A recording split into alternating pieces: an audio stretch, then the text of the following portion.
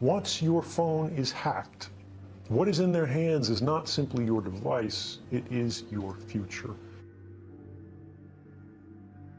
They're selling our future, they're selling our past, they are selling our history, our identity, and ultimately, they are stealing our power. The screen may be off as it's sitting on your desk, but the device is talking all of the time. The question we have to ask is, who is it talking to? If I get a smartphone and I need to use a phone, I actually open it up before I use it. Anything you can do on that device, the attacker, in this case the government, can do. Before 2013, if you said there's a system that's watching everything you do, the government is collecting records of every phone call in the United States, even for those people who are not suspected of any crime, it was a conspiracy. Yes, there were some people who believed it was happening. Yes, there were academics who could say this was technically possible. The world of 2013, we suspected, some suspected that this was happening.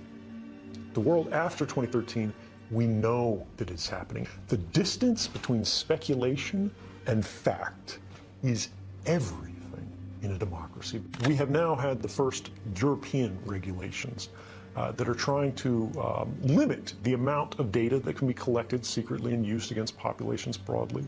And we have also seen the basic structure of the internet itself change in response to this understanding that the network path that all of our communications cross, when you request a website, when you send a text message, when you read an email, for so long those communications have been electronically naked or unencrypted.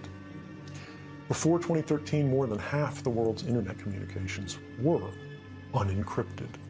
Now, far more than half are, measured by just web traffic from one of the world's leading browsers, the Google Chrome browser. The entire world has changed in the last few years. It hasn't gone far enough. The problems still exist. And in some ways, they've gotten worse. But we have made progress that would not have been possible if we didn't know what was going on. Hacking has increasingly become what governments consider a legitimate investigative tool. They use the same methods and techniques as criminal hackers. And what this means is they will try to remotely take over your device. Once they do this, by detecting a vulnerability in the software that your device runs, such as Apple's iOS or Microsoft Windows, they can craft a special kind of attack code called an exploit. They then launch this exploit at the vulnerability on your device, which allows them to take total control of that device. Anything you can do on that device, the attacker, in this case the government, can do. They can read your email, they can collect every document, they can look at your contact book, they can turn the location services on, they can see anything that is on that phone instantly and send it back home to the mothership. They can do the same with laptops. The other prong that we forget so frequently is that in many cases they don't need to hack our devices. They can simply ask Google for a copy of our email box, because Google saves a copy of that. Everything that you ever typed into that search box, Google has a copy of. Every private message that you've sent on Facebook, every link that you've clicked, everything that you've liked, they keep a permanent record of. And all of these things are available not just to these companies, but to our governments, as they are increasingly deputized as sort of miniature arms of government. What about enabling your microphone camera? If you can do it, they can do it. It is trivial to remotely turn on your microphone or to activate your camera, so long as you have systems level access. If you had hacked someone's device remotely, anything they can do, you can do. They can look up your nose, right? They can record what's in the room. The screen may be off as it's sitting on your desk, but the device is talking all of the time. The question we have to ask is, who is it talking to? Even if your phone is not hacked, right now, you look at it, it's just sitting there on the charger. It is talking tens or hundreds or thousands of times a minute to any number of different companies who have apps installed on your phone. It looks like it's off, it looks like it's just sitting there, but it is constantly chattering. And unfortunately, like pollution, we have not created the tools that are necessary for ordinary people to be able to see this activity. And it is the invisibility of it that makes it so popular and common and attractive for these companies.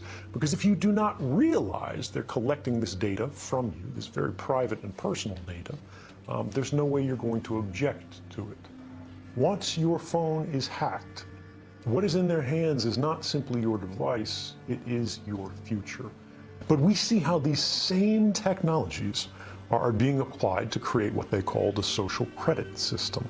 If any of your activities online, if your purchases, if your associations, if your friends are in any way different from what the government or the powers that be of the moment would like them to be, you're no longer able to purchase train tickets. You're no longer able to board an airplane. You may not be able to get a passport.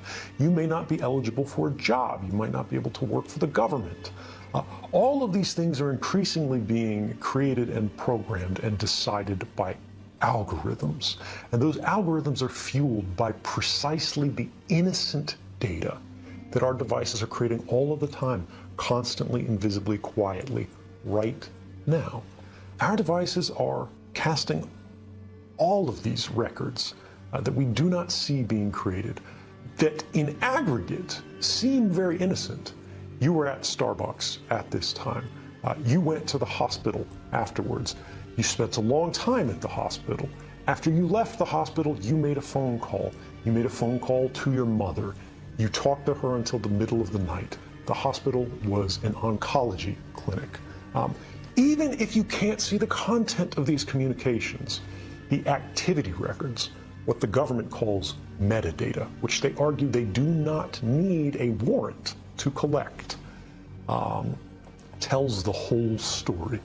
And these activity records are being created and shared and collected and intercepted constantly by companies and governments. And ultimately it means as they sell these, as they trade these, as they make their businesses on the backs of these records, what they are selling is not information. What they are selling is us.